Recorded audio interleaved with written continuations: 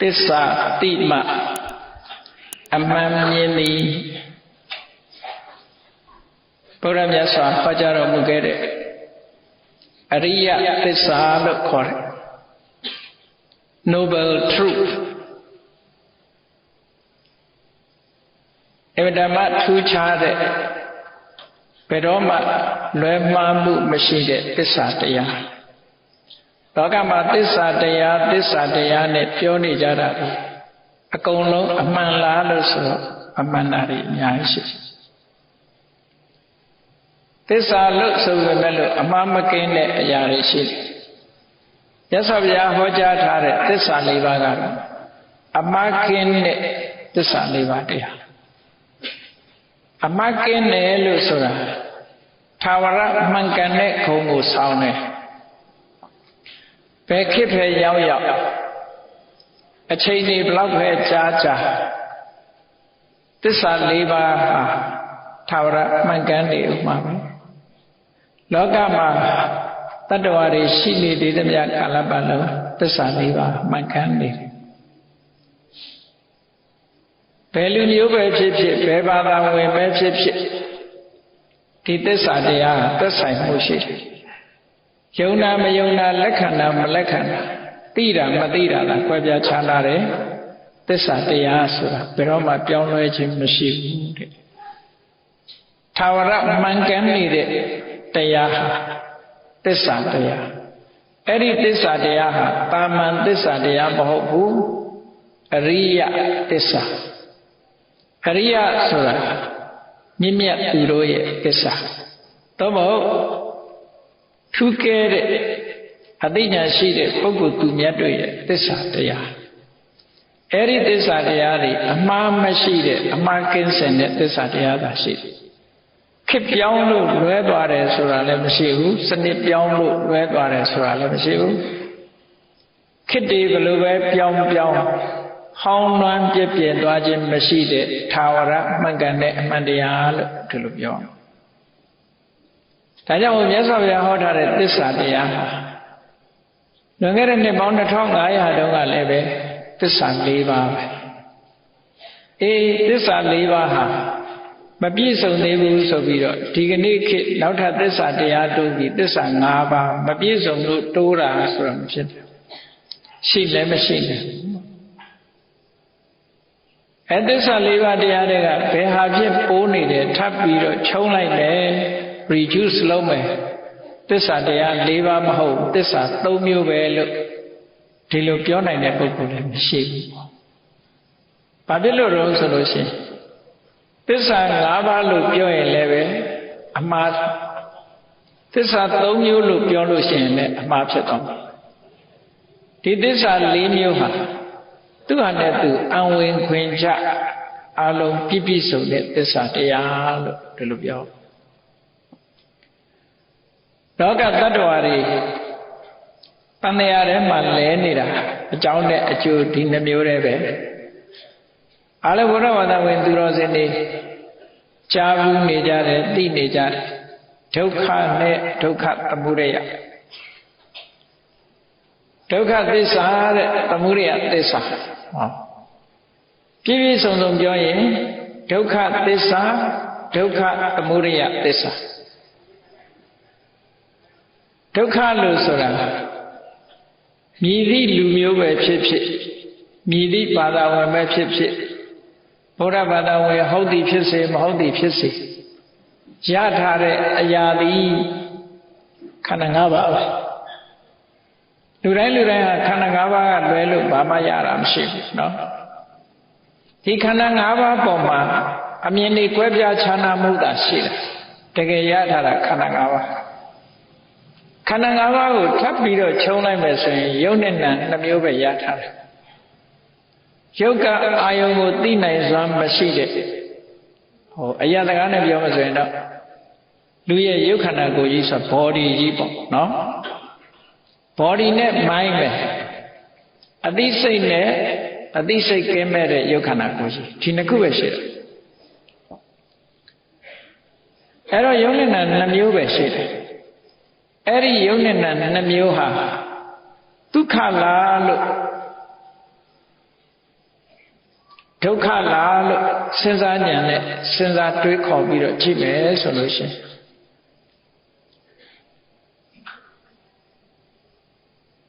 ဒုက္ခဆိုတာ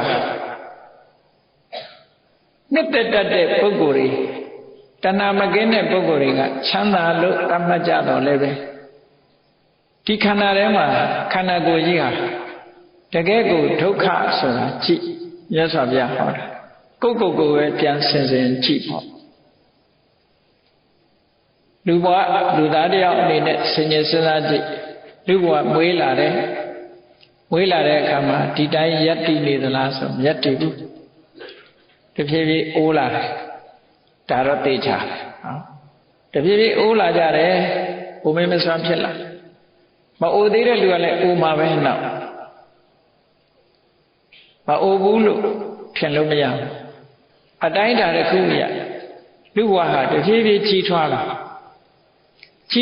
ခြင်းဒီအိုမင်းလာခြင်း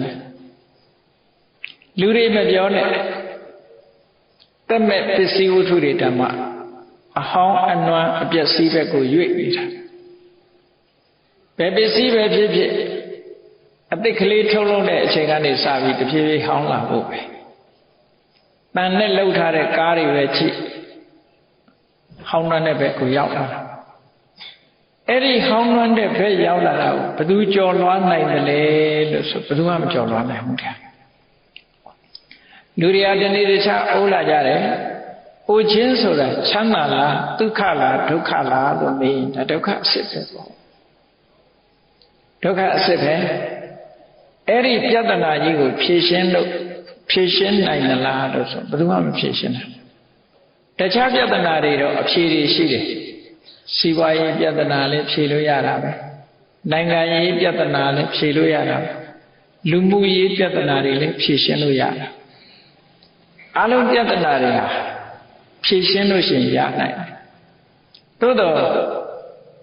အိုချင်းဆင်းရဲဆိုတာဘာနဲ့ဖြေရှင်းမအိုအောင်ဘယ်သူမှမတတ်နိုင်တာဟာဗုဒ္ဓဘာသာဝင်တွေတင်မတတ်နိုင်တာလားဆိုမဟုတ်ဘူးတခြားဘာသာဝင်တွေလည်းမတတ်နိုင်ဘူးသာဝရဘုရားသခင်ကြီးကိုကိုးကွယ်ပြီးတော့နေတဲ့ပုဂ္ဂိုလ်တွေဘယ်သူတတ်နိုင်ဘယ်သူမှမတတ်နိုင်အဲ့တော့ရထားတဲ့ခန္ဓာကိုယ်ကြီးဟာတဖြည်းဖြည်းဟောင်းနွမ်းပြီးတော့နောက်ဆုံးမှာပျက်စီးယိုယွင်းသွားတာဒီလမ်းကြောင်းကြီးပေါ်မှာရောက်နေတဲ့အရာဘယ်လိုလုပ်ပြီးတော့ဒုက္ခလို့ပြောနိုင်မလဲအဆုံးသတ်ကဒုက္ခတွေနဲ့ပဲအဆုံးသတ်တာပဲလေလောကလူတွေဟာမစင်စားပဲနေရင်တော့ပျော်စရာကြီးလို့အောင်းမိမှာပဲတကယ်စဉ်းစားမယ်ဆိုလို့ရှိရင်ကိုယ့်ဘဝဟာအကောင်းဘက်သွားနေတာလားအဆိုးဘက်သွားနေတာလားတရားတော်နဲ့ကြည့်ငယ်ရွယ်တဲ့ပုဂ္ဂိုလ်တွေကကိုယ်ရှိကသွားနေတဲ့ပုဂ္ဂိုလ်တွေပဲကြည့်ကိုယ်ရှိကသွားနေတဲ့ပုဂ္ဂိုလ်တွေဟာတိုးတက်ပြီးတော့ပိုးပို့ပြီးတော့ပြိုးလာတာလားသို့မဟုတ်ပိုးပို့ပြီးတော့အိုးသွားတာလားပိုးပို့ပြီးအိုးသွားတာသိချာနောက်ဆုံးမှာလောကကြီးကကိုယ်အတိုင်းဝိုင်းတွေကနေထွက်ခွာသွားကြတာအဲ့ဒါဟာဘယ်လိုလုပ်ပြီးတော့ဒုက္ခလို့ကျင့်နှက်เสียကောင်းတဲ့ချမ်းသာလို့ဘယ်လိုလုပ်တတ်မှတ်မလဲဒါကြောင့်မြတ်စွာဘုရားသခင်ကိုရောမြတ်ကဒုက္ခသစ္စာလို့ဒုက္ခအမှန်တရားပါဒုက္ခလို့ထင်နေတာကအထင်မြတာဖြစ်တယ်ဟောဒါအိုခြင်းတစ်ခုနဲ့သိခြင်းတစ်ခုပဲစဉ်းစားတာတခြားဒုက္ခတွေရောမရှိဘူးရှိတာပေါ့ဆွေတွေမျိုးတွေမကြမ်းမမာဖြစ်လို့ကိုယ်ဆွေတဲ့မျိုးတွေကဘဝတစ်ခုအဆုံးသတ်သွားကြတယ်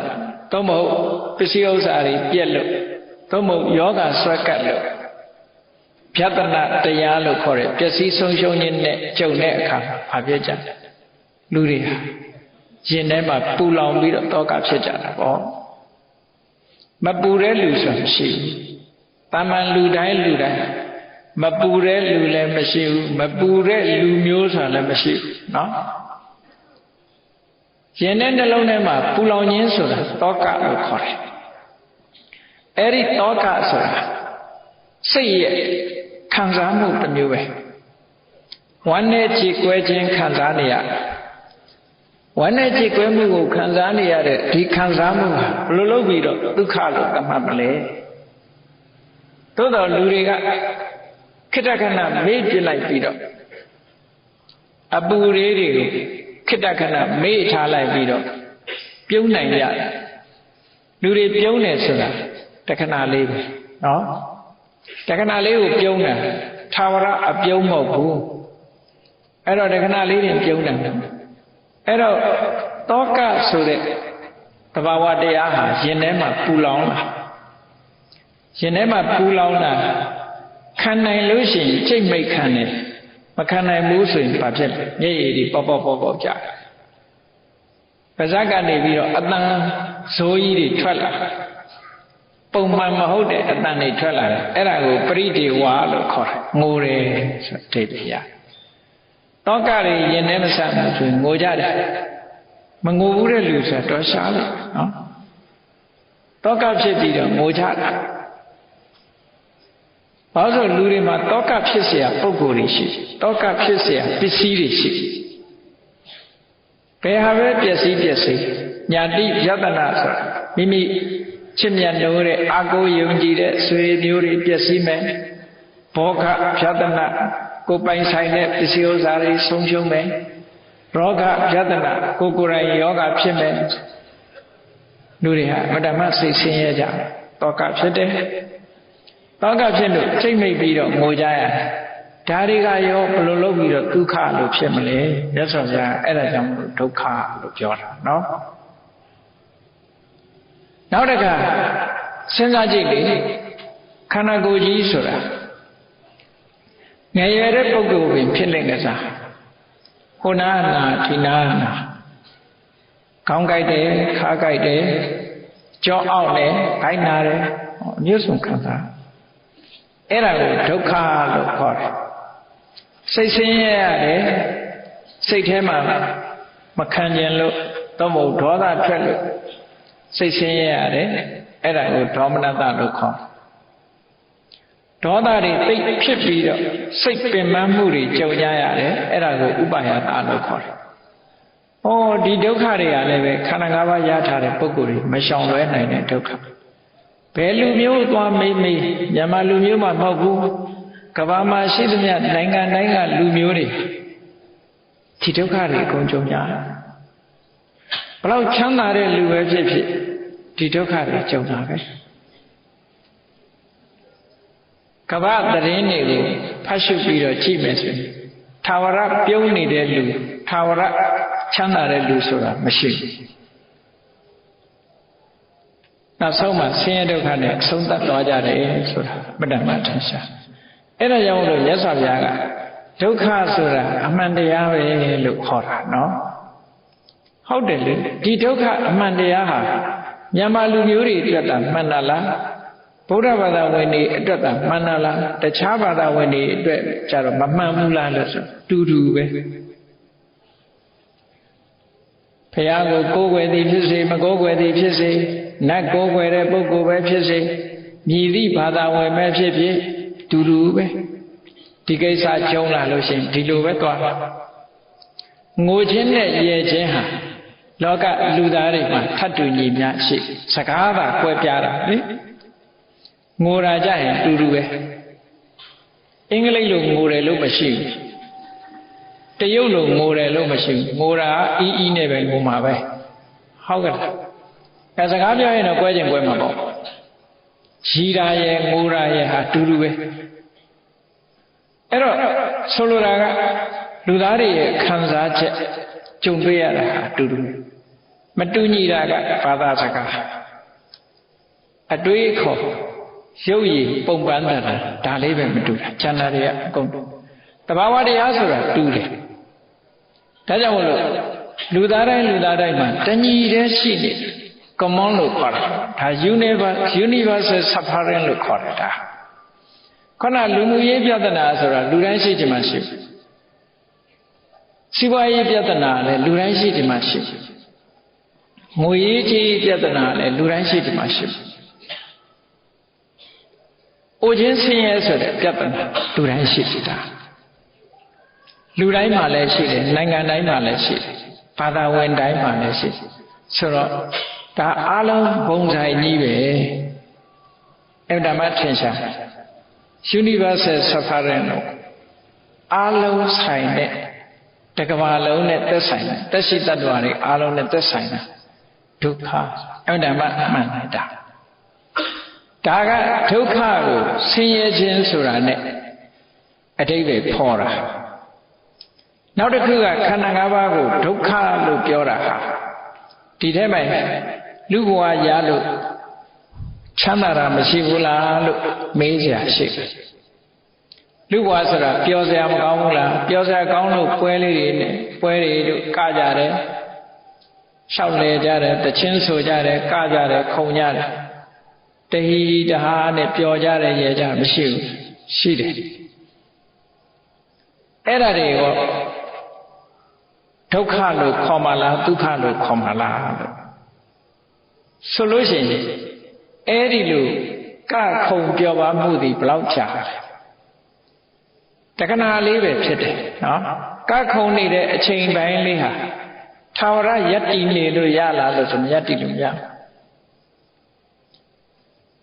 ရုပ်ရှင်ထဲမှာသွားပြီးတော့တရုပ်ဆောင်တဲ့အချိန်လေးလောက်ပဲဖြစ်တယ်ပေါ့လောကလူတွေဆိုတာတကယ်တော့တရုပ်ဆောင်နေကြတာဇလန်းနဲ့ကတရုပ်ဆောင်တယ်လေရုပ်ရှင်ကြည့်ရင်တွေ့တယ်လေအမျိုးမျိုးဟန်ဆောင်ပြီးတော့ပြောတယ်ငိုတယ်ရေးတယ်ကြည့်တဲ့လူတွေကမောပြီးတော့အဟုတ်ကြီးထင်ဟိုကတရုပ်ဆောင်နေတယ်တရုပ်ဆောင်လူဘဝဆိုတာလေဒီတိုင်းပဲတရုပ်ဆောင်နေတာ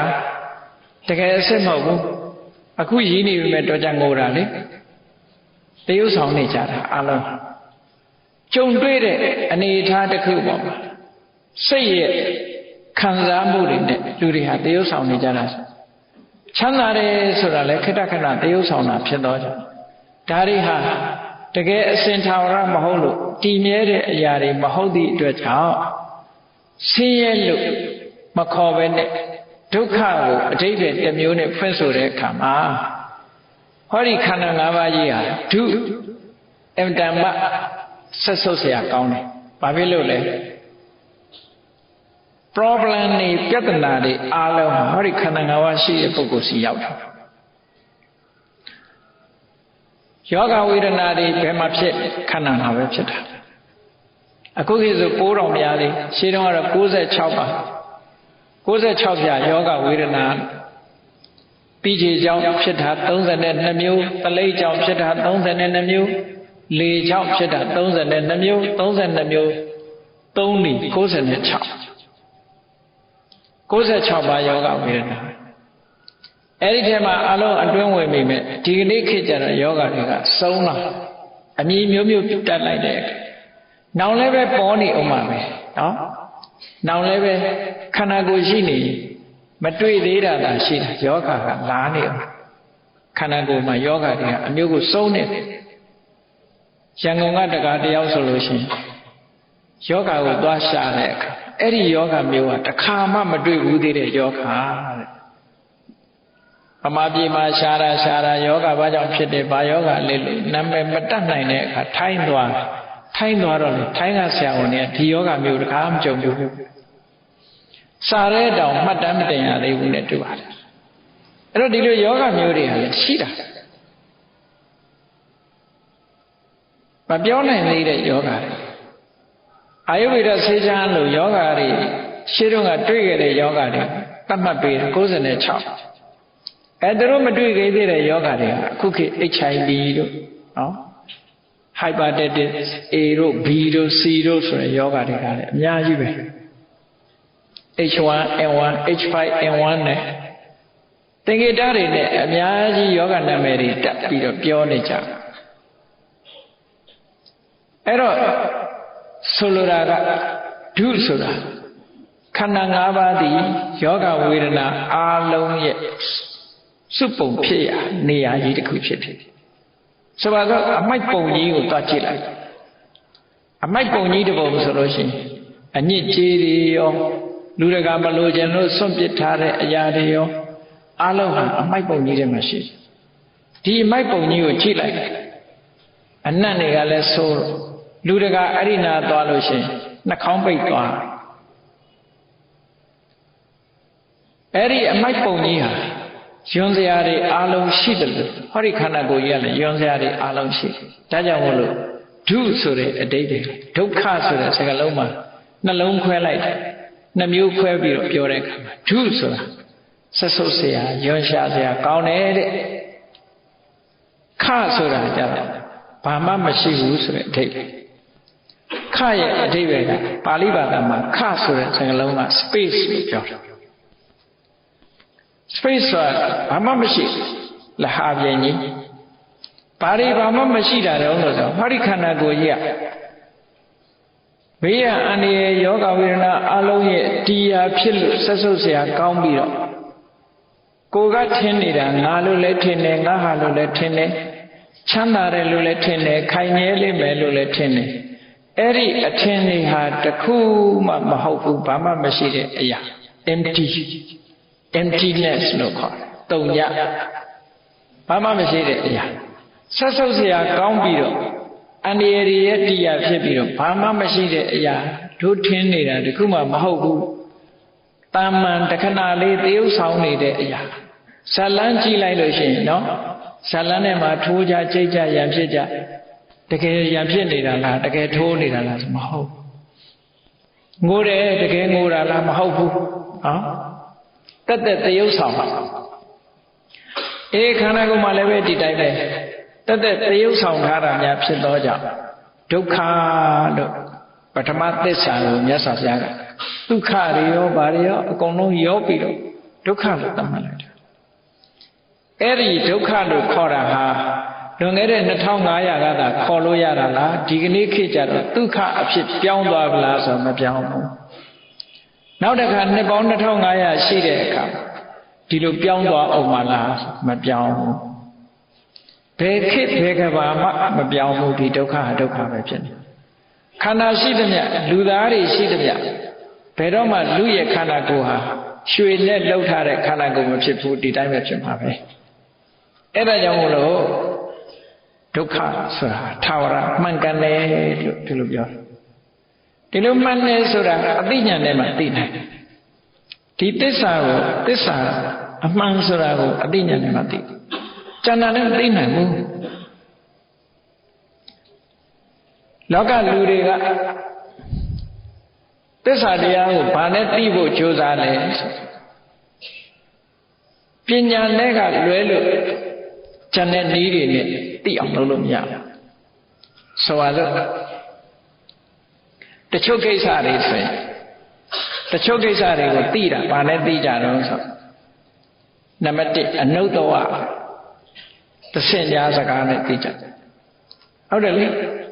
နိုင်ငံရေးအကြောင်းဖြစ်ဖြစ်ဟိုအကြောင်းဒီအကြောင်းသူ့အကြောင်းကိုယ်အကြောင်းအခုပြောကြတယ်လေနိုင်ငံသားတွေမှာဘာဖြစ်တယ်ညာဖြစ်တယ်အနုတ္တဝသစင်ကြားစကားတရင်သားထဲမှာပါတာရေဒီယိုကပြောတာဂျာနယ်တွေကရေးထားတာဒါသစင်ကြားအဲ့ဒီသစင်ကြားစကားဟာအမှန်လို့ဆုံးဖြတ်လို့ရလားဆိုမရတာဒီအများကြီးအများ information ကလွဲမှားသွားတာဒီအများကြီးရှိသတင်းစာများသည်သမိုင်းကိုပြောနေကြသည်ဆိုရင်အမှန်သမိုင်းဟုတ်ချင်မှဟုတ်တယ်ဒါအေးဒါကြောင့်မို့အနုတ္တဝလို့ဆိုတဲ့သစင်ကြားစကားဟာမှားလည်းရှိတယ်မှန်တာလည်းရှိတယ်မှားတာလည်းရှိတယ်မှန်တာလည်းရှိတယ်မှန်တယ်လို့ယုံကြည်စိတ်ချရမလားဆိုယုံကြည်စိတ်ချရမရှိဘူးတဲ့ဒါကြောင့်မို့အနုတ္တဝလို့ဆိုတဲ့သစင်ကြားအနေနဲ့အတိမှန်ကန်တဲ့အတိမဟုတ်ဘူးလို့ဒီလိုပြောတာနော်ယုံကြည်စိတ်ချရတဲ့အတိမျိုးမဟုတ်နိုင်ဘူးတဲ့နောက်တစ်ခါကျတော့တတ္ထာခေါဏကသစင်ကြားတတ္ထာဆိုတာယုံကြည်တာယုံကြည်တာတူတယောက်ကိုယုံကြည်အားကိုးပြီးကိုယုံကြည်ရမယ့်လူပြောတဲ့စကားအမှန်စကားလို့ယုံလို့ယုံကြည်မှုကိုအခြေခံထားတဲ့ဟာလည်းပဲတချို့ယုံကြည်မှုတွေလွဲမှားသွားတယ်ဒါကြောင့်မို့လို့ သားသမီးကိုယုံစုံလုံးကမ်းလို့ပြောကြတာပေါ့ယုံလို့မှမရတာလေမိဘတွေဆိုတာသားသမီးရဲ့အလိန်ကိုတစ်နေ့ 3-4 ချိန်မခံရပဲမနေဘူးဆရာသမားတွေကလည်းတပည့်ရဲ့လိန်နာကိုမခံပဲမနေရဟုတ်တယ်မဟုတ်လားအမေမသိစေနဲ့အဖေမသိစေနဲ့ဆိုတာတွေအများကြီးပဲဆရာမသိစေနဲ့ဆိုတာလည်းအများကြီးပဲအထက်လူကြီးတွေမသိစေနဲ့ဆိုတာလည်းအများကြီးပဲလိန်ထားတာအဲ့ဒါလို့ယုံကြည်ပြီးတော့နေမယ်ဆိုလို့ရှိရင်ဒီယုံကြည်မှုကလည်းပဲမှားတာလည်းရှိတယ်မှန်တာလည်းရှိတယ်ဒါကြောင့်မလို့အမှန်တရားကိုယုံကြည်မှုနဲ့ဆုံးဖြတ်လို့လည်းမရဘူးတဲ့နောက်တစ်ခုကရုစီကိုကြိုက်တာကိုကြိုက်တာကိုတချို့ကအမှန်လို့ထင်ကြကိုကြိုက်လို့အမှန်ကလည်းပဲဘယ်တော့မှစစ်မှန်တဲ့အမှန်တရားမဟုတ်ဘူးအမှန်ကိုလည်းကိုကကြိုက်ချင်မှကြိုက်တာမှားနေတာကိုကိုကကြိုက်ချင်လည်းကြိုက်တယ်ဒါကြောင့်မို့ရုစီဆိုတဲ့အကြိုက်နဲ့လည်းအမှန်တရားကိုဆုံးဖြတ်လို့မရဘူးတဲ့မှားတာလည်းရှိတယ်မှန်တာလည်းရှိတယ်ကိုကြိုက်တာကမှန်တဲ့အခါမှန်မယ်မှားတဲ့အခါမှားမယ်ဒီလိုဆိုလို့ဒါကြောင့်မို့ဒီအနုတ္တဝတို့တတ္တာတို့ရုစီတို့ဆိုတာတကယ်အမှန်ကိုမရှာနိုင်ဘူးတဲ့နောက်တစ်ခုကဘာလို့ဆိုအာကာရပရိဝိတက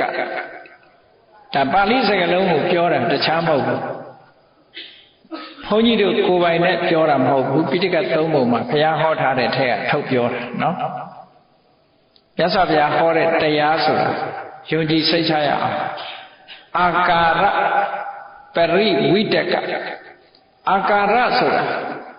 အကြောင်းကိုပရိဝိတကဆင်ញင်တွေ့တော့ကြောင်းကျိုးဆင်ញင်တာဒီကြောင်းကျိုးဆင်ញင်တာကိုပဲ logic လို့ခေါ်နေကြတာလေကြောင်းကျိုးစီလျော်ရင် logical ဖြစ်တယ် reasonable ဖြစ်တယ်နဲ့ပြောကြအကြောင်းနဲ့အကျိုးနဲ့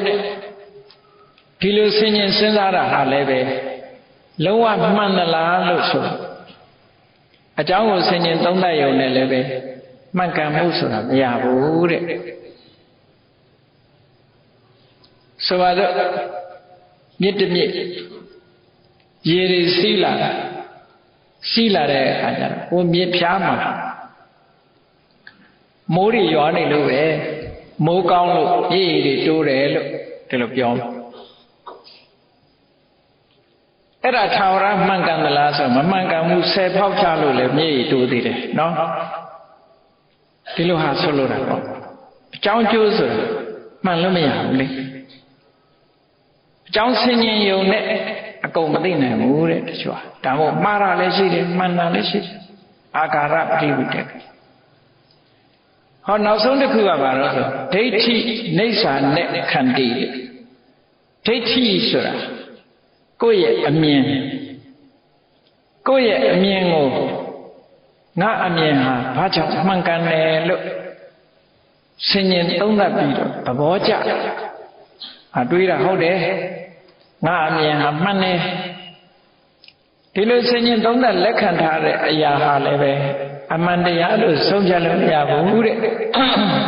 ဒါလည်းလွဲမှားပြီးတော့သွားနိုင်တယ်လို့အားလုံးပေါင်းလိုက်တော့5မျိုးအနုတ္တဝတတ္တာရုစီအာကာရပရိဝိတကဒိဋ္ဌိနေဆာနဲ့ခန္တီတဲ့အဲ့လို5မျိုးရှိတယ်အဲ့ဒီ5မျိုးနဲ့အမှန်တရားကိုဆုံးဖြတ်လို့မရဘူးဒါဖြင့်အမှန်တရားကိုဘာနဲ့မှဆုံးဖြတ်လို့ရတယ်လို့ဆိုရင်ပညာနဲ့မှဆုံးဖြတ်လို့ရတယ်ပညာဆိုတာအလွန်စွမ်းအားကြီးတယ်ပညာဆိုတဲ့အဓိပ္ပာယ်ကပဆိုတာကွယ်ကွယ်ပြားပြား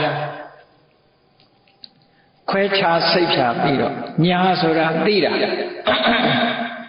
လုံးထွေးသိတဲ့အသိမျိုးမဟုတ်ဘူး analysis လုပ်တယ်လို့ခေါ်တာ analytical knowledge ပေါ့ခွဲခြားစိတ်ဖြာပြီးတော့ အကြောင်းအကျိုးလည်းဆင်ခြင်နိုင်တယ်ဘက်ဆုံးကကြည့်နိုင်တယ်အဲ့ဒီပညာနဲ့မှအမှန်တရားဆိုတာသိနိုင်တယ်ကျန်တာတွေနဲ့ဆုံးဖြတ်လို့ရှိရင်အမှန်တရားဆိုတာမရဘူးလို့ဒီလိုပြောအေးကောင်းပြီအခုလိုမြတ်စွာဘုရားကဒုက္ခသစ္စာလို့ဟောလိုက်တာတန်မြာကြီးရဲ့အခြေအနေတစ်ခုထုတ်ပြလောကလူတွေရထားတာဒုက္ခသစ္စာဒုက္ခဆိုတဲ့အမှန်တရားဒုက္ခဆိုတာအမှန်ပဲရထားတာဒုက္ခကိုရထားတယ်ဒီဒုက္ခဟာလူမျိုးတစ်မျိုးသာရတာလားဘာသာဝင်တဦးသာဘာသာတချို့ဘာသာဝင်သာရတာလားတချို့ဘာသာဝင်တွေမရဘူးလားသက်ရှိတ attva တွေထဲမှာလူသားတွေသာရတာလားတိရစ္ဆာန်တွေမရဘူးလားရေတ attva တွေမရဘူးလားကုန်း attva တွေသာရတာလားလို့ဆိုမြည်သည့်တ attva ပဲဖြစ်ဖြစ်ဟောဒုက္ခအတူတူပဲနော်အားလုံးအတူတူပဲအဲ့ဒီဒါကြောင့်မို့လို့ဒီ problem ဟာဘယ်တ attva ပဲဖြစ်ဖြစ်ရေတ attva လည်းတဖြည်းဖြည်းအိုးလာတာကုန်း attva လည်းတဖြည်းဖြည်းအိုးလာနောက်ဆုံးသေးတယ်ဘယ်အရာပဲဖြစ်ဖြစ်တဖြည်းဖြည်းတရွေ့ရွေ့နဲ့အပြစ်ဘက်ကိုပြောင်းလဲနေတယ်ဆိုတဲ့ဒီနိယာမကြီးကိုကျော်လွှားနိုင်တာတရားတ attva တဦးမှမရှိဘူးမရှိသည့်အတွက်ကြောင့်ဒီနိယာမကြီးဟာလုံးဝမှန်ကန်တယ်လို့ဒီလိုပြောဒါကြောင့်မို့သစ္စာဆိုတာမှန်တယ်ပြောတာနော်အလွဲမရှိဘူးလွဲသွားတယ်ဆိုတာမရှိဘူးတကယ်မှန်တာပဲတန်တရားထဲမှာရှိတဲ့ပုဂ္ဂိုလ်ရဲ့တဘာဝအခြေအနေကိုခြုံမိငုံမိအောင်ပြောမယ်လို့ဆိုရင်ဒုက္ခလို့ပြောစရာမှတပါဘာမှမရှိဘူးဘာမှမရှိဘူးအလုံးဟာတန်တရားထဲမှာဖြစ်နေတာတွေဒုက္ခပဲနောက်ဆုံးအဲ့ဒါကြောင့်လို့မြတ်စွာဘုရားကဒုက္ခအရိယသစ္စာအရိယသူတော်စင်တွေသတ်မှတ်ပြီးတော့သိတယ်အသိဉာဏ်နဲ့သိတယ်အမှန်တရားဆိုတာဒါနံပါတ်1ဒုက္ခပဲဘာပဲဖြစ်ဖြစ်လောကမှာဖြစ်လာသမျှအရာတွေဟာအကြောင်းမဲ့မဖြစ်နိုင်အကြောင်းဆိုတာရှိတယ်အဲ့ဒါလို့အကြောင်းကိုရှာလိုက်တဲ့အခါကျတော့အကြောင်းရှာတဲ့အခါမှာမတူညီသောအကြောင်းတွေကိုထုတ်ပြလေးရှိကြလူတွေခံစားနေတဲ့ဒုက္ခဒုက္ခဟာဘယ်သူလှုပ်ထားလဲလို့အကြောင်းကိုရှာတဲ့အခါကျတချို့ကသူ့ဟာသူလှုပ်ထားလို့ဒီလိုအကြောင်းတစ်ခုကိုရှာပြနောက်တစ်ခုကတော့သူ့ဟာသူလှုပ်တယ်ဆိုတဲ့အဓိပ္ပာယ်ကိုတယံကာရကိုယ်တိုင်လှုပ်တယ်နောက်တစ်ခုကဒါကိုလက်ခံလားဆိုတော့လက်မခံဘူးသူကဘာပြောတော့ဆိုပရံကာရသူလှုပ်တာမဟုတ်ဘူးတခြားသူကလှုပ်တာလူတွေခံစားနေရတဲ့ဒုက္ခဒုက္ခဘယ်သူလှုပ်တာလဲသူများလှုပ်တာသူများဆိုတာဘယ်သူတုံးဆိုဖန်ဆင်းရှင်ပေါ့ဖန်ဆင်းရှင်ယုံကြည်တဲ့ပုဂ္ဂိုလ်တွေကြတာသူတို့ဘဝကြုံတွေ့ရသမျှဟာပရံကာရထာဝရဘုရားသခင်ကြီးကလှုပ်ထားတယ်လို့ဒီလိုပဲယူဆအဲ့ဒါပရံကာရကိုခေါ်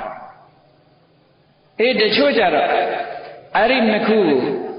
ဘယ်ဟာမှရေရာလက်ခံနှစ်ခုစလုံးကိုလက်ခံတာလည်းရှိတချို့ကတော့ကိုယ်တိုင်လှုပ်တာတချို့ကဘုရားသခင်ကလှုပ်တာသူတစ်ပါးကလှုပ်တာဆိုတယံကာရံစပယံကာရံစဆိုနှစ်ခုစလုံးလက်ခံတဲ့ပုဂ္ဂိုလ်မျိုးကလည်းရှိဟောနောက်နံပါတ်4ကြတော့နံပါတ်4ပုဂ္ဂိုလ်ကနှစ်ခုလုံးကိုညှင်းလိုက်တယ်တယံကာရကိုယ်တိုင်လှုပ်တာလည်းမဟုတ်ဘူးပရံကာရဘုရားသခင်သူတစ်ပါးလှုပ်ပြီးတာလည်းမဟုတ်ဘူးဘာကြောင့်ဖြစ်တယ်ဆိုအဋိစ္စသမုပ္ပန္နမသိနိုင်တဲ့အကြောင်းပဲသူ့ဟာသူဖြစ်ချင်လို့ဖြစ်လာတာ accidental လို့ခေါ်တယ်သူ့ဟာသူဖြစ်ချင်လို့ဖြစ်လာတာလို့ဒီလိုပြောတာအဲ့ဒါလို့အကြောင်းတရားရှာပြီးတော့ထုတ်ပြောနေတာဟာတဦးနဲ့တဦးမတူသောကြောင့်နံပါတ်1တယံကာရကိုအမှန်လို့ယူမယ်ဆိုရင်နံပါတ်2နံပါတ်3နံပါတ်4အမှားဖြစ်သွားပြီအမှန်ဆိုတာတစ်ခုပဲဖြစ်မှာပဲလေဟိုကလည်းမှန်တယ်ဒါလည်းမှန်တယ်ဆိုရင်စကားနှစ်ခုကတူညီရမယ် ဥမာပဲဆိုတော့ဒီလူပဲကလာတာတော့ဆိုတယောက်ကပြောတယ်အရှိကလာတာဟိုတယောက်ကျတော့ဘယ်မှမဟုတ်တောင်ကလာတာဟိုတယောက်ကျတော့အနောက်ကလာတယ်ဆိုစကားချင်းကကွဲလွဲမှုတွေရှိအဲ့ဒါလိုပဲအမှန်တရားတစ်ခုကိုအမှန်လို့ပြောလိုက်ရင်ကျန်တာအမှားပဲဖြစ်သွားတယ်အဲ့တော့တယံကာရဆိုတာလဲပရံကာရတို့ကအမှန်မခေါ်ပြန်ဘူးပရံကာရကလည်းတယံကာရအမှန်မခေါ်ပြန်ဘူးဆိုတော့ဘယ်သူအမှန်လဲဆိုတာဆုံးဖြတ်ဖို့ရခက်သွားပြန်ဒါကြောင့်မို့လို့အဲ့ဒီလိုအကြောင်းတရားတွေတခုမှမှန်ကန်မှုမရှိဘူးမြတ်စွာဘုရားကပဋိစ္စသမုပ္ပါဒ်မှာအကြောင်းကိုရှာပြထားတယ်သူလှုပ်တယ်ကိုလှုပ်တယ်တော့မဟုတ်သူရောကိုရောပေါင်းဆက်ပြီးတော့လှုပ်တယ်ဘယ်သူမှမလှုပ်ဘူးအကြောင်းပဲဖြစ်တယ်ဆိုတဲ့အချက်တွေတခုမှမမှန်ဘူးမှန်ကန်တဲ့အကြောင်းကတော့အဝိဇ္ဇာပစ္စယသင်္ခါရသင်္ခါရပစ္စယဝိညာဏဝိညာဏပစ္စယနာမရူပံဆိုပရိစ္ဆသမုပ္ပါဟောခဲ့တာပဲလေ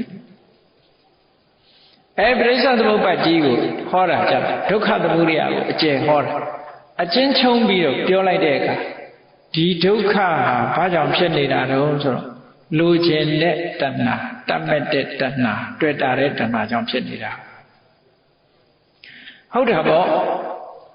ဘယ်သူပဲဖြစ်ဖြစ်ကိုယ်ဘဝလေးကိုကျင့်တတ်နေတာကျင့်တတ်နေသည့်အတွက်ကြောင့်နောက်ဒါမျိုးလိုချင်အောင်မလားဆိုလိုချင်မှာပဲလိုချင်နေအောင်မှာပဲအဲ့တော့လိုချင်နေသေးတဲ့တဏှာဘဝပေါ်မှာတွေ့တာနေမှုဆိုတဲ့ဒီတဏှာရှိနေသေးတဲ့များကာလပတ်လုံးဒီဒုက္ခတွေလာနေအောင်မှာပဲမြတ်စွာဘုရားကတဏှာကိုအဓိကထားပြီးတော့ဒုက္ခသမုဒယလို့ဟောတာတဏှာတစ်ခုတည်းသာဒုက္ခသမုဒယလို့တော့ဒီလိုမှမှတ်တယ်သုတ်တန်တစ်ခုမှာမြတ်စွာဘုရားကကတမံစဘိက္ခွေဒုက္ခသမုဒယောအရိယသစ္ဆံလို့မေခွန်းထုတ်ပြီးတော့ဒုက္ခသမုဒယအရိယသစ္စာဆိုတာဘာလဲဆိုပြီးတော့အဝိဇ္ဇာပစ္စယသင်္ခါရသင်္ခါရပစ္စယဝိညာဏလို့ဆိုပရိစ္ဆသမုပ္ပါဒ်ကြီးကိုဟောထားတာအဲ့ဒီအဲ့တော့တဏှာဆိုတာကိုပြောတာဘာကြောင့်ပြောပဋ္ဌာနစကားလို့ခေါ်တယ်ဒါလောကလူတွေဟာစကားကိုဘယ်တော့မှကိုယ်အောင်မပြောလူတွေစကားကိုယ်အောင်မပြောဘူးအဓိကတစ်ခုကိုပဲပြောတယ်ကြည့်လေနေ့စဉ်ပြောတဲ့စကားထဲမှာပဲဟေးဘာလို့နေတုံးဆိုရင်ဘယ်လိုပြောထမင်းစားနေတယ်ဒါပြင်ထမင်းနဲ့စားရလားဟင်းမပါဘူးလားလို့မေးเสียလို့သေးရဲ့ထမင်းစားတယ်ဆိုထမင်းမယ်ခေါင်းတက်ပြောလိုက်တာသူစားရင်ဟင်းနဲ့စားမှာပေါ့ဒီလိုပဲလေတခုပဲပြောဘာဟင်းချက်တုံးဆိုကြက်သားဟင်းနဲ့ဒါပေမဲ့ကြက်သားတစ်ခုတည်းချက်ထားလားလို့ဆိုဘယ်မှအဲ့ထက်မှကြက်တောင်လဲပါမယ်စီလဲပါမယ်ဆန်းအများကြီးပါတယ်လေတို့တော့အဲ့ဒါတွေမပြောဘူးလေတခုပဲပြောတယ်အဲ့ဒါကိုပဓာနလို့ခေါ်တယ်ကြက်သားဟင်းလို့ပြောလိုက်တာ ਨੇ ကြက်သားအဓိကကြတယ်ကြက်သားကိုပဲပြောတယ်ဝက်သားဟင်းဆိုတာလဲဝက်သားအဓိကကြလို့ပြောတာတခြားဟာတွေမပါဘူးလို့ပြောတာမဟုတ်ဘူးအဲ့ဒါလိုပဲဒုက္ခသမုဒယောအရိယသစ္စာဆိုတာယောတတ္တယေဝတဏှာယအတ္တိတဝိရာကယောယာယံတဏှာပေါနုဘဝိကာဘဝတိကိုဖြစ်စေတဲ့တဏှာလို့ပြောလိုက်တာဟာအဝိဇ္ဇာတို့မပါဘူးလားဥပါဒံတွေမပါဘူးလားကံတွေသင်္ခါရတွေမပါဘူးလားဥပါဒံတွေမပါဘူးလားမဟုတ်ဘူးအကုန်လုံးပါအကြောင်းတရားမှန်တယ်အကုန်ပါဒီလိုနားလဲရနော်ထမင်းစားတယ်ဆိုတာဟင်းနဲ့စားတယ်ဆိုတာနားလဲဒီမှာလည်းပဲတဏှာလို့ပြောလိုက်တာ ਨੇ ဒုက္ခကိုထုတ်လုပ်တာတဏှာလို့ပြောလိုက်တာ ਨੇ ဉာဏ်တွေလည်းပူပေါင်းတယ်ဆိုတာထင်ရှားတယ်ပေါ့အဲ့လိုနားလဲရကဲတန်တရားကြီးထဲမှာကြည့်ဘယ်လူမျိုးပဲဖြစ်ဖြစ်တဏှာရှိသလားမရှိဘူးလားစဉ်းစားကြည့်လေလူတိုင်းတွေ့တာမှုလေးတွေရှိကြတာမရှိတဲ့လူမျိုးဆိုတာမရှိဘူးနော်လူတွေမပြောနဲ့တိရစ္ဆာန်တွေလည်းတွေ့တာပဲအားလုံးတ attva တွေဟာအတွေ့အတာနဲ့နေကြတယ်အဲ့ဒီအတွေ့အတာလေးတွေကြောင့်မို့လို့ဒုက္ခဆိုတာရရှိနေတယ်ဆိုတဲ့ဒီစကားဟာလည်းလွန်ခဲ့တဲ့နှစ်ပေါင်း2500သာမှန်ပြီးတော့ဒီကနေ့ဒုက္ခရနေတာတွေ့တာချင်းကြောင့်ရတာမဟုတ်ပါဘူးလို့ဘယ်သူပြော ever true အမြဲတမ်းမှန်ကန်နေတယ်မြတ်စွာဘုရားဟောတယ်တရား ဒါကြောင့်ဒုက္ခသမုဒယတန်တရားကြီးကိုရှင်းပြတဲ့အခါမြတ်စွာဘုရားဒုက္ခဆိုတဲ့ဒုဘဝရနေတဲ့ခန္ဓာ၅ပါးဟာ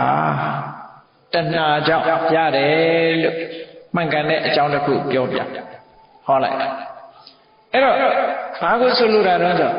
ထာဝရဘုရားဖန်ဆင်းလို့ဖြစ်တယ်ဆိုတာမဟုတ်ဘူးဆိုတာ reject လုပ်ပြီးသားဖြစ်သွားတယ်တဏှာဟာထာဝရဘုရားမဟုတ်ဘူးတကုရှင်မဟုတ်ဘူးကောင်းကင်ဘုံကဆင်းလာတာမဟုတ်ဘူးဘယ်မှာရှိကိုယ်ရင်ထဲမှာဖြစ်တာနော်ကိုယ်စိတ်ထဲမှာဖြစ်တာလိုချင်တာကိုယ်စိတ်ထဲမှာဖြစ်အဲ့ဒါကြောင့်မလို့ဒုက္ခဆိုတာလေကိုယ်တဏ္ဍာမှာပဲရှိတယ်ဒုက္ခသမုဒယတဏှာဆိုတာလေကိုယ်ရင်ထဲမှာဖြစ်တယ်ဖြည့်ရှင်းမှုအမတန်ခက်လာတဲ့အကြောင်းတရားနဲ့အကျိုးတရားဒီသစ္စာနှစ်ပါးရင်ထဲမှာပဲရှိတယ်ဒီလိုဆိုအဲ့ဒီတရားနှစ်ခုဟာ ever true အမြဲမှန်နေတယ်ဘယ်ခေတ်ရောက်ဒီတရားနှစ်ခုဟာမှန်ပါပဲဒါဖြင့်ကောင်းပြီဒုက္ခရှိရတော့ဟုတ်ပြီအဲ့ဒီဒုက္ခရဲ့ထာဝရငြိမ်းတဲ့အငြိမ်းရောရှိသလားလို့ဆိုရှိဒီလိုဆိုလို့ထာဝရငြိမ်းတဲ့အငြိမ်းရှိအကြောင်းတရားကိုဖယ်ရှားလိုက်လို့ရှိရင်ဒီဒုက္ခဆာမလာသည့်အတွက်ကြောင့်ဒုက္ခនិရောဓဒုက္ခလုံးဝချုပ်ငြိမ်းသွားတဲ့တရားဆိုတာရှိတယ်အဲ့ဒါကိုပဲဘုရားဘာသာမြတ်စွာဘုရားကនិရောဓနိဗ္ဗာန်ကိုនិရောဓလို့ဒီလိုသတ်မှတ်တာ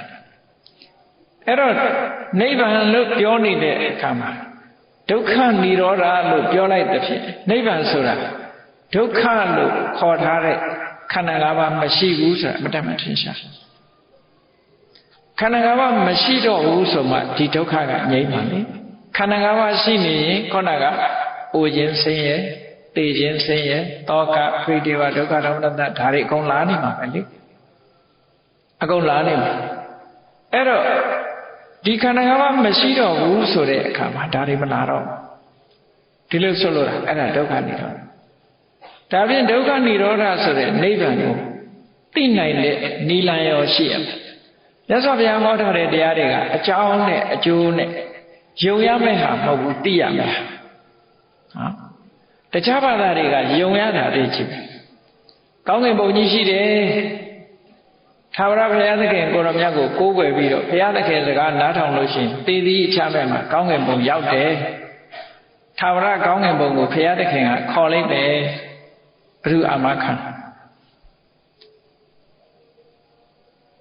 ဘသူသိတော့ဘသူမှလည်းအာမမခံဘူးဘသူမှလည်းမသိဘူးယုံတာတက်တက်ပဲနော်ယုံကျင်တဲ့လူကယုံဖို့တက်တက်ပဲအသိဉာဏ်နဲ့သိနိုင်တယ်လားကျင့်နိုင်တဲ့နိလန်ရှိတယ်လားအဲ့ဒီကောင်းကင်ဘုံကိုသိနိုင်တဲ့နိလန်ရှိတယ်လားမရှိဘူးဘုရားဘာသာမှာဒါမျိုးမဟုတ်ဘူးမြတ်စွာဘုရားဟောတဲ့ထဲမှာတန်ဒိဋ္ဌိကိုကိုယ်တိုင်သိနိုင်တယ်လို့ဟောတာဘုရားကငါတကားယုံညလို့ပြောတာမျိုးမတန်ရှားတာကျင့်ကြံကြုတ်ကိုအထောက်ကြရမယ်ဒါလို့ရင်ဒါဖြစ်မယ်ဒါပဲဟောတာဗျာ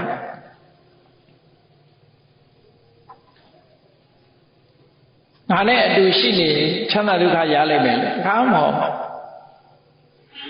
အမှန်တရားသိဖို့ပဲဟောတာဟုတ်တယ်လေလူဆိုတာ individual ပဲညဝေခံစားလို့မှရမှာမရအပေါ်ယံကိစ္စတွေတော့ရကောင်းရလိုက်တကယ်အရေးကြီးတဲ့ကိစ္စရမှာမရအမေကြီးကအသက်ကြီးသွားပြီငါအမေအိုးနေပြီတုံတုံချစ်ချစ်ဖြစ်နေအမေရဲ့အိုးလေးကိုသမီးနဲ့နဲ့ပေးထားအမေကပြန်ပြီးတော့နုနုပြိုပြိုလေးဖြစ်အောင်ဆိုပြီးတော့သမီးက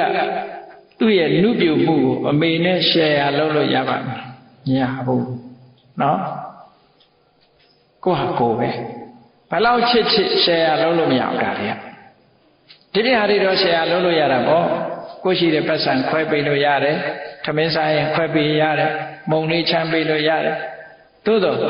အိုရာကိုခွဲချမ်းလို့မရဘူးနုပြိုတာကိုလည်းခွဲချမ်းပေးလို့မရတခြားတွေခွဲမပေးလို့မရတာတွေအများကြီးပဲ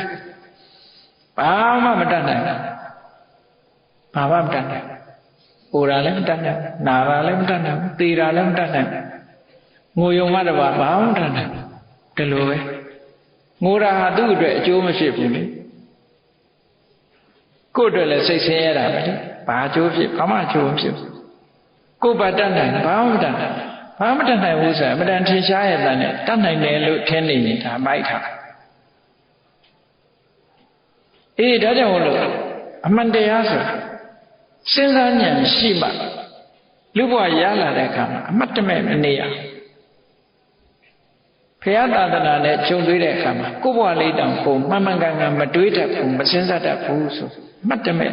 ဘဝတစ်ခုဆုံးသက်သွားလို့ရှိရင်အမှတ်တမဲ့နဲ့အမှတ်တမဲ့နေလို့ရှိရင်အသိဉာဏ်ဆိုတာမလားအသိဉာဏ်မဖြစ်ဘူးတကယ်ဆင်ញင်တုံတရားနဲ့တတိနဲ့တမ္ပဇင်ညာတတိဆိုတာကိုယ်ဘာတွေဖြစ်နေတယ်ဆိုတာအာယုဆိုင်တမ္ပဇင်ညာဆိုတာဆင်ញင်တုံတရားအကြောင်းအကျိုးဆင်ញင်တယ်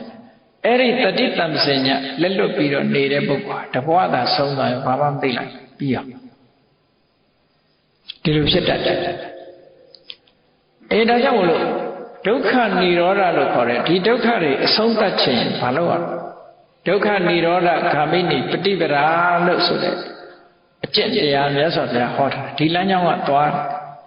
ဒီလမ်းကြောင်းကသွားဆိုတော့အပြင်လမ်းကိုလျှောက်ခိုင်းတာမဟုတ်ဘူးကိုယ့်ရဲ့ရင်ထဲနှလုံးထဲမှာဘာလို့ရတမ္မာဒိဋ္ဌိမှန်မှန်ကန်ကန်မြင်အောင်အသိဉာဏ်ကိုတည်ဆောက်အောင်အသိဉာဏ်တင်ဆောက်လို့ရှိရင်ဘာတွေလိုအပ်တယ်လဲတမ္မာသင်္ကပ္ပမှန်မှန်ကန်ကန်တွေးတောပေးရဟောစဉ်းစားခြင်းနဲ့ဆင်ញင်တွေးတောခြင်းဟာအသိဉာဏ်ကိုပွင့်လန်းစေတယ်လူတွေကပြောကြတယ်လေသင်္ကာတွေးတောတယ်တွေးခေါ်မျှော်မြင်တွေးတယ်ဆိုတာတမ္မာသင်္ကပ္ပအမှန်တွေးတာရှိတယ်အမှားတွေးတာရှိတယ်အမှန်တွေးတတ်ဖို့လိုတယ်အဲ့တော့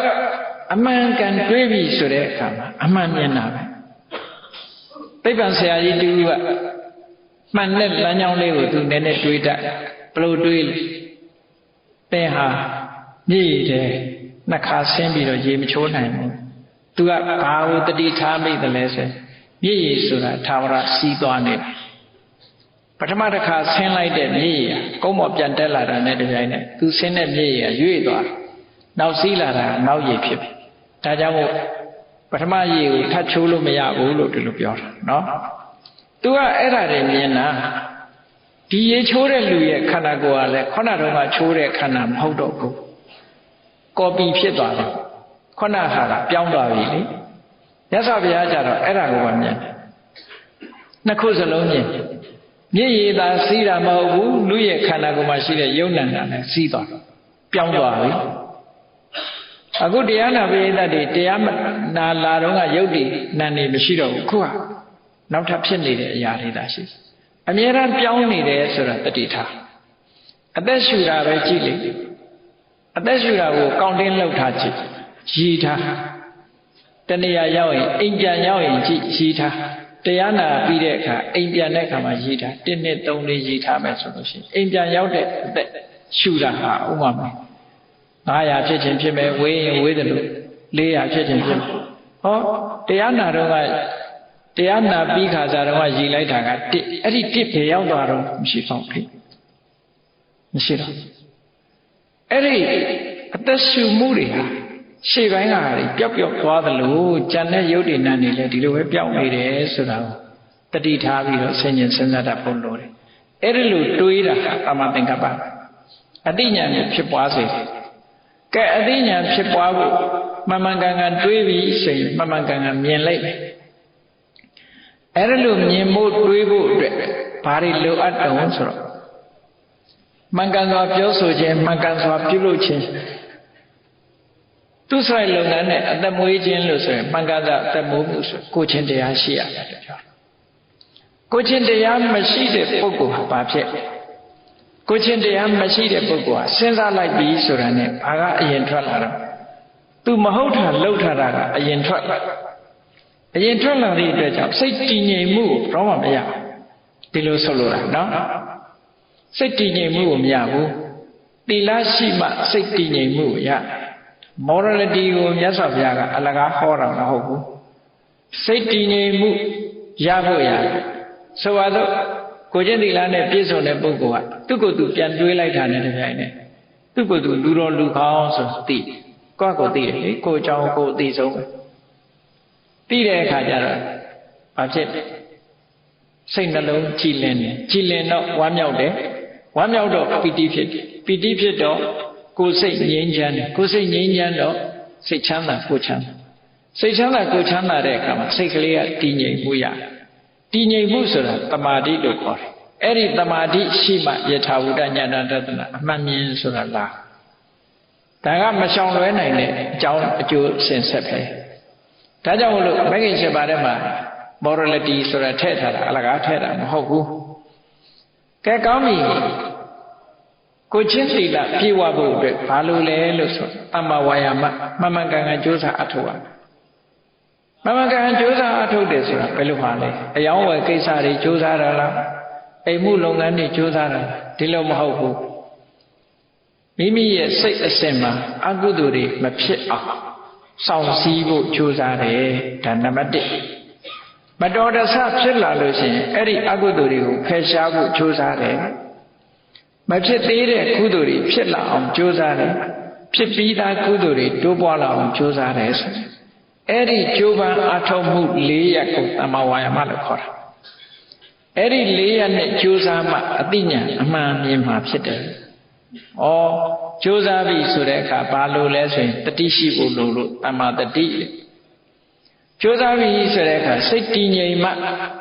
အမှန်ရောက်တယ်။စိတ်တည်ငြိမ်မှုကင်းမဲ့လို့ရှိရင်အမှန်မရောက်နိုင်ဘူး။ဒါကြောင့်မို့သမ္မာသမာဓိသမာဓိရှိမှပညာဖြစ်တယ်။ဟောပေါင်းလိုက်တဲ့မ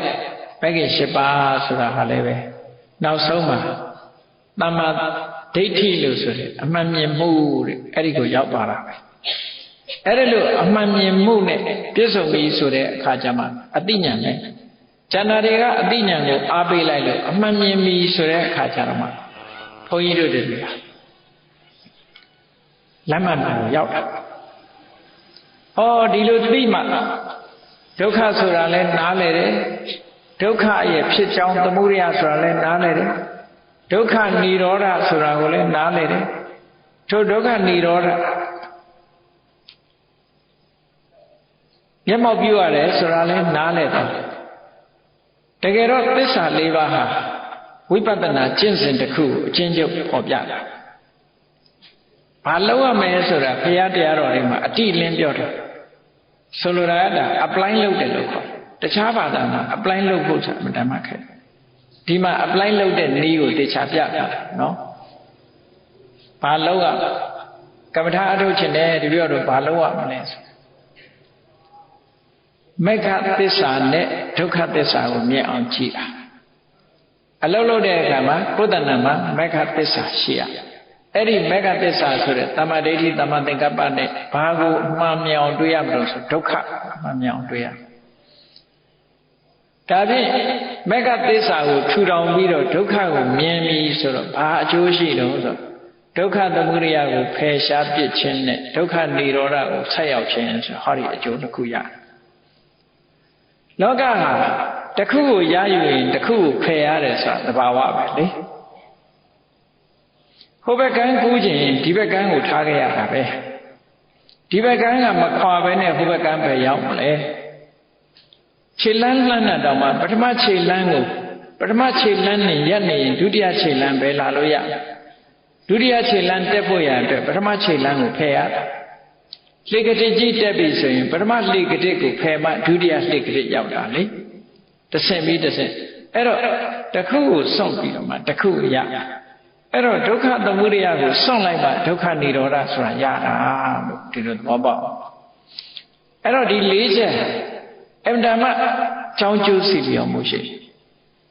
အများနာလဲအောင်ပြောရမယ်ဆိုလို့ရှိရင်ဆေးပညာရမှာရှုထောင့်နဲ့ကြည့်မယ်ဆိုလို့ဒီ၄ခုဆေးပညာရနဲ့ပြောမယ်ဆိုလို့ရှိရင်ယောဂတဲ့ယောဂဖြစ်ကြောင်းတရားတဲ့ယောဂကိုကုစားခြင်းယောဂကုစားတဲ့နီလန်ဆေးဝါးဒီလေးမျိုးပဲလေယောဂရှိတယ်ဒီယောဂဘာကြောင့်ဖြစ်တယ်ဆိုတာအကြောင်းတရားရှာ ကျောင်းတရားရှာပြီးတော့ဒီယောဂဘယ်ဆေးနဲ့ဘယ်လိုကုရမလဲဟောကုကျောင်းတရားအဲ့ဒါတွေလုံးလို့ရှိရင်ယောဂပျောက်ဒီလေးခုပဲသစ္စာတရားဆိုတာဒါပဲသစ္စာတရားဆိုတာဒါပဲယောဂပျောက်ကြောင်းနီလန်းဆေးဝါးနဲ့ယောဂကိုကုတယ်ကုတဲ့အခါမှာယောဂဖြစ်စေတတ်တဲ့အကြောင်းတရားတွေကိုဖယ်ရှားတယ်နောက်ဆုံးယောဂပျောက်သွားတယ်ဟောဒီမှာလည်းပဲအတူတူပဲဒုက္ခဖယ်ရှားခြင်းနဲ့ဆိုလို့ရှိရင်ဒုက္ခဖြစ်ကြောင်းတရားကိုဖယ်ရှားတယ်မေဃသစ္စာဆိုတဲ့နိလန်းနဲ့ဒုက္ခကိုအမှန်မြင်အောင်ကြည့်တယ်ကြည့်တဲ့အခါမှာဒုက္ခသမုဒယကိုဖယ်ရှားတယ်ဒုက္ခនិရောဓကိုရရှိတယ်ဒုက္ခនិရောဓဆိုတာယောဂပျောက်သွားတာပဲပေါ့အဲ့ဒါလို့သစ္စာ၄ပါးဒီပုံစံနဲ့ရသော်ဘုရားကတဏှာဝကလွတ်ဖို့ဆိုရင်ဤစနစ်တစ်ခုချမှတ်ပေးတာကမ္မထာအထုတ်တာလည်းပဲဒါပဲလူတိုင်းဟာကမ္မထာအထုတ်ခြင်းဒုက္ခကိုမြင်အောင်ကြည့်ဖို့ဒုက္ခမြင်အောင်ကြည့်တယ်ဆိုတာယုံနဲ့နာကိုကြည့်ခိုင်းတာပြောတာယုံနဲ့ရဲ့သဘာဝတွေကိုသိပြီးယုံနဲ့ရဲ့မမြဲတဲ့သဘောဆင်းရဲတဲ့သဘောကိုမပိုင်တဲ့သဘောတွေကိုသိလာဒါဝိပဿနာဉာဏ်ဖြစ်တဲ့ခေါ်တာသိရတဲ့အခါညီငွေ့လာတယ်ညီငွေ့လာတဲ့အခါမှာနောက်ဆုံးမှလွတ်ချင်တယ်လွတ်ချင်လို့လွတ်ရလွတ်ကြောင်းရှာတယ်ရှာတဲ့အခါနောက်ဆုံးမှလွတ်ရဌာနတွေ့သွားတယ်ထပ်ပေါက်ရဒီလိုဆိုလိုတာဘာတွေနဲ့လောက်ရမှာတော့ဆိုမဂ္ဂင်၈ပါးဒီမဂ္ဂင်၈ပါးကဘယ်သွားရှာမှာတော့ဆိုကိုယ်တဏ္ဍာမှာရှိတာထူတော်တယ်မဟုတ်ဘယ်မှာမှရှိတာမဟုတ်ကိုယ်တဏ္ဍာမှာရှိအသိဉာဏ်တိုးတက်အောင်ကိုယ်ပဲလောက်ရသူများလာလုပ်ပေးတာမဟုတ်ဘူးအဲ့တော့အသိဉာဏ်ရအောင်ကိုယ်ပိုင်ဉာဏ်နဲ့ဒီခုနတွေးတောမှုတွေလုပ်ပေးရမယ်ကိုချင်းသီလတွေနဲ့အားဖြည့်ပေးရမယ်ကြိုးစားအားထုတ်မှုတွေလုပ်ရမယ်အကုသိုလ်တွေဖယ်ဖို့ဆိုးဖို့ကုသိုလ်တွေဖြစ်အောင်လုပ်ဖို့တိုးပွားအောင်လုပ်ဖို့ကိုယ်ခန္ဓာမှာတတိကတ်ထားဖို့စိတ်တည်ငြိမ်အောင်ကြိုးစားမှုဒါတွေနဲ့လုပ်တဲ့အခါကျတော့မှအမှန်မြင်ခြင်းဆိုတာဖြစ်လာတာလေအဲ့ဒီလိုမလုပ်ဘူးဆိုရင်အမှန်မြင်တာမဖြစ်ဘူးတဲ့ဒါကြောင့်မို့လို့သစ္စာတိမှအမှန်မြင်တယ်ဆိုတာလာတာအဲ့တော့ဒီသစ္စာ၄ပါးဟာ ever true ဘယ်ခေတ်ဘယ်ကာလမှာပဲဖြစ်ဖြစ်အမှန်မြင်နေတယ်မြတ်စွာဘုရားကအိန္ဒခိလသုတ်တံမှာဟောထားတယ်သစ္စာကိုမမြင်သေးသမျှကလပတ်လုံးတဲ့သူများကိုဆရာတင်ပြီးတော့သူပြောသမျှယုံကြရအောင်မှာပဲဟာသစ္စာမသိသေးတဲ့ပုဂ္ဂိုလ်တွေဘာသာအမျိုးမျိုးကိုယုံကြည်ကြမှာသစ္စာသိပြီဆိုရင်ဘယ်သူမှမယုံတော့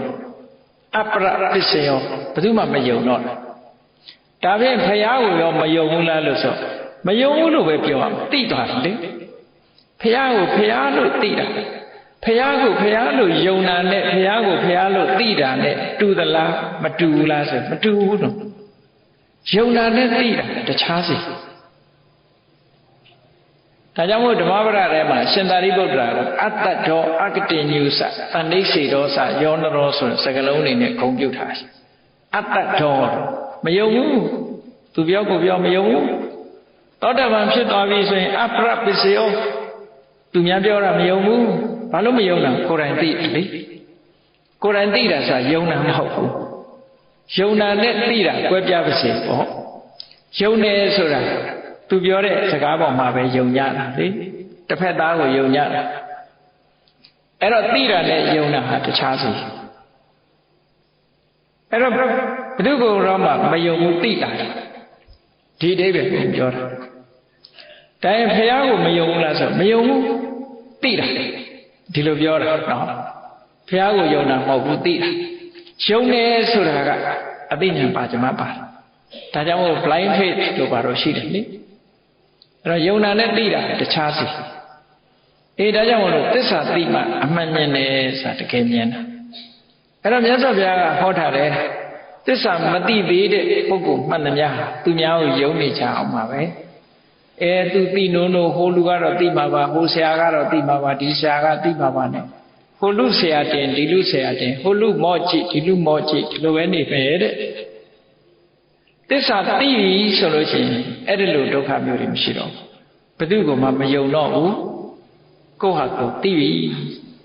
ဒါကြောင့်မို့မြတ်စွာဘုရားကအဲ့ဒီတုတ်တန်တာအချင်းချုပ်ဒီလိုဟောပြီးတော့ဥပမာလေးတွေဟောတာသစ္စာသိတဲ့ပုဂ္ဂိုလ်ဟာတဲ့ကြောက်တိုင်တန်တိုင်ကြီးဟာဘလို့ပဲလေတွေတိုက်ရွေ့ရှားပြောင်းလဲသွားတာမရှိသလိုပြိုလဲသွားတာမရှိသလိုခိုင်မာသွားတယ်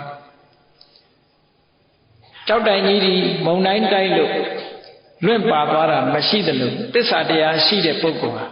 အမြင်ပေါ်မှာတည်ငြိမ်သွားပြီဟိုလူပြောဟုတ်လုံးလုံးဒီလူပြောဟုတ်လုံးလုံးမရှိဘူးတဲ့သစ္စာမသိသေးဘူးဆိုလို့ရှိရင်ဝါကွမ်းလေးတစ်ခုနော်ဝါကွမ်းလေးတစ်ခုစပွဲပေါ်မှာချထားလို့ရှိရင်တောင်ဘက်ကလေလာလဲလွင့်သွားမှာမြောက်ဘက်ကလေလာလဲလွင့်သွား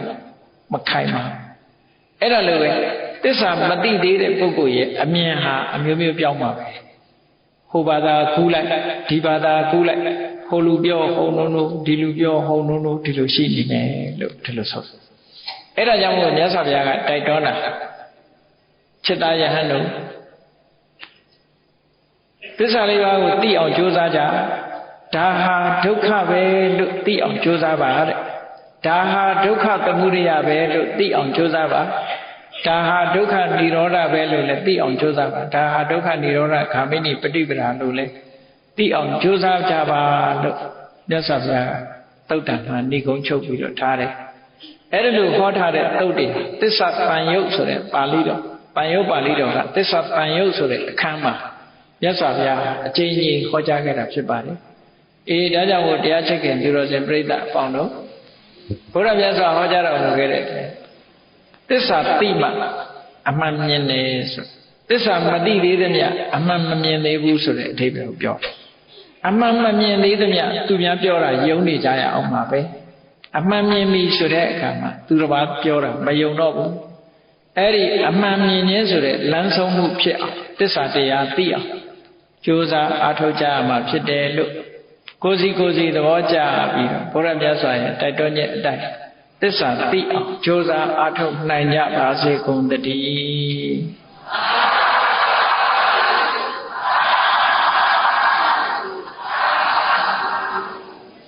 ကဲမေတ္တာပို့ရအောင်တတ္တဝါများစွာခေယံကွာချမ်းသာကြပါစေတတ္တဝါများစွာခေယံကွာချမ်းသာကြပါစေမေတ္တာရေချမ်းသုံးငါဖြံငြိမ်းချမ်းကြပါစေမေတ္တာရေချမ်းသုံးငါဖြံငြိမ်းချမ်းကြပါစေသက်ရှိချမ်းသာစိတ်ချမ်းသာလူရဆန္ဒပြည့်ပါစေသက်ရှိချမ်းသာစိတ်ချမ်းသာလူရဆန္ဒပြည့်ပါစေဖုံလန္တာဒုက္ခပင်ကစားမေတ္တာပုံနေတုသင်္ကမမနောတရာတိတဝေတံပဝါယန္တုဒုက္ခန္တကမေတ္တာပုံနေတုသင်္ကမစုပေါင်းပုအပ်မေတ္တာတဟုရောင်မြူပါဝင်းမွေလာမင်းနှင့်ရောင်ချင်းရှဲယုံပေါင်းဆောင်ရခြင်းကြောင့်သဗ္ဗေတံကျွမဲ့ဥဒ္ဓုံလုံးစုံများစွာတတ္တဝါတို့ဤမနောတရာတိမြင့်မြတ်ဖြူစင်အေးကြည်လင်းသည့်ရေစဉ်ပြည့်တင်းစိတ်နှလုံးတည်ဟုသောရေအိုင်ကြီးအတွင်၌ဒုက္ခပင်ကသာစင်ထာဝရအေမြจิตာသာယာပွင့်လန်းချမ်းသာဒုက္ခအတိဟုသောကုမုဒ္ဒရာကြာပန်တို့သည်ဖုံလန်းတဝန္တာရှင်မြူဝမုံလူလျက်จิတုဝဲကြုံဖူးပွင့်ကြကုန်သည်ဖြစ်ပေဒုက္ခနာကလေးအောင်လေးတဲ့ရောရှက်သင်ပြပိတိတိဟုသောယနံတို့သည်ဘဝယန္တုကောင်းစွာမသွေကြိုင်လိုက်၍နေကြပါစေကုန်တည်း